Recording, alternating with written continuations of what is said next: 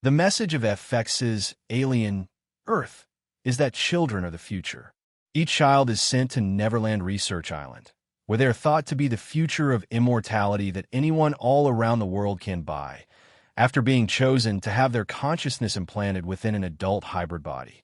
The selected youngsters who are terminally sick see it as a chance to be healed of all illnesses, so leaving behind their old lives as they begin their new ones. One of the hybrids, Nibs, Newmark, tells two of the key scientists, Dame Sylvia and Arthur Sylvia, that she is pregnant as the kids start to adjust to their adult bodies and evolving emotions. She also discloses symptoms of trauma from her former home. After the USS Maginot crash, Nibs is left in a state of disorientation as Dame Sylvia erases her memories in an effort to mediate the situation and stop more flashbacks. Wendy, Sydney Chandler, tells Nibs that the business has erased her memory after learning that her past has been deleted. Meanwhile, Joe, Alex Lawther, Wendy's older brother, starts to plan how to get his sister off the island before she gets hurt. According to Newmark, Nibs's pivotal moment occurs when Wendy informs them that Toodles, Kit Young, has passed away while Curly, Irana James, is comforting her in her bedroom, Variety reports. It causes them to come to terms with the fact that they are mortal and that the Lost Boys can indeed die. There is a significant chance that she will die if she remains at Neverland, and she is not yet ready for that. Joe observes as his sister finally starts to realize the true nature of Prodigy Corporation and how it's starting to impact the lives of the hybrid children, while Wendy confides in Nibs that the adult scientists have been gradually erasing pieces of her memory. Lawther claims that it is all tied up with the fact that nobody seems to be taking care of the hybrids. They are obviously not fully developed and vulnerable, regardless of whether they are children or more than human, and no one seems to be accepting responsibility for that vulnerability. Perhaps irreparable harm has been done to Nibs. The tombstone markers from their previous life confront the hybrids as Nibs, Joe, and Wendy set out to discover a way off the island. Before undergoing the memory transfer to her hybrid body, Nibs's birth name was Rose Ellis, as she tells Wendy and Joe. The two siblings eventually get to view Wendy's grave, which is marked with her previous name, Marcy Hermit, as Nibs examines it. Nibs accepts her new body and the possibility of independence by witnessing the final traces of her former identity as Rose Ellis. Seeing that she's died, but not really, because she's alive and watching herself, gives her a tremendous sense of empowerment in that moment, Newmark adds. You see this shift because she's inspired by the idea of being immortal in this extremely powerful synthetic adult body.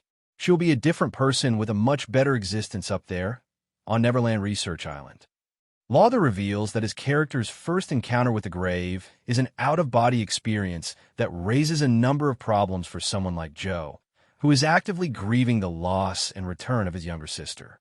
According to Lawther, at that point, Joe is finally faced with the reality that he has been avoiding for the past 6 episodes. The fact that her physical form no longer matches the sister he once had is one of the many questions he has failed to consider. When his sister was near death, Joe had realized that she needed care, and that care involved a 12-year-old girl. The truth is that a child's body is interred in the ground, and he believed he attended her funeral. However, as that implies a body was interred at the burial, what was in Marcy's coffin? Despite the difficult circumstances, he has decided to take care of this Wendy hybrid. The 3 protagonists eventually reach the Neverland docking pier in the episode's closing minutes, but the Prodigy Corporation troops stop them. One of the soldiers strikes out at Nibs as she declares that they would never return to their new home, tossing her cherished ostrich plush, Mr. Strawberry, into the sea. Nibs lashes out right away, tearing the soldier's jaw off in a display of the hybrid strength. It's when the audience witnesses the anger that Nibs and Wendy have been holding within as they rebel against the company that stole their identities and identities. Until that very moment, Nibs is so underappreciated, Newmark claims. People forget that she is more than just a child because they believe she is so helpless, weak, and unable to defend herself. She is a machine with unheard-of abilities. Also, since no one pushes Mr. Strawberry into the sea, the soldier deserved the attack entirely. Joe takes a moment to shock Nibs with an electric rifle after she attacks Siberian DM Camille, a soldier from the Prodigy Corporation who works with him. This effectively stops Nibs from hurting the other soldiers. Their relationship as siblings will never be the same when Wendy sees her brother turn against a hybrid and appear to support Prodigy Corporation. According to Lawther, Joe reveals in that scene that he does have a hierarchy of care at which biological humans for him take precedence over anything else in that moment. It presents a conundrum because Joe has been claiming that he is the only one who can likely care for the hybrid that is his sister, but it's possible that's not the case. He makes it apparent that he has a hierarchy in which he values some lives more than others if he is so eager to shoot Nibs. He is deficient in a way that Winnie needs him to be, and she needs him to refrain from using an electric machine gun to slaughter her pals. What would have been the most favorable situation for the Three's release if they had left the research island?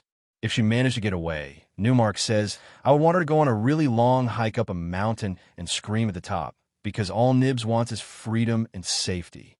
All I want is for her to let out all of her anger. Additionally, I would like her to swim in the ocean with Mr. Strawberry and scream into the abyss.